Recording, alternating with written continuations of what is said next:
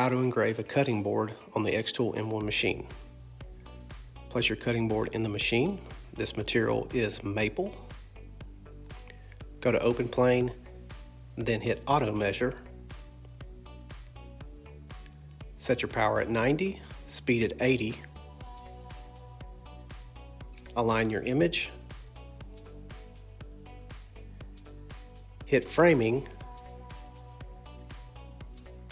Check alignment of the image through your framing.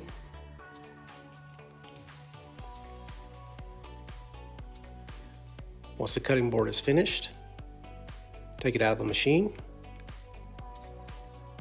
Sand the cutting board smooth. Take your preference of finish. In this case, it's polyurethane. And then you got your finished product.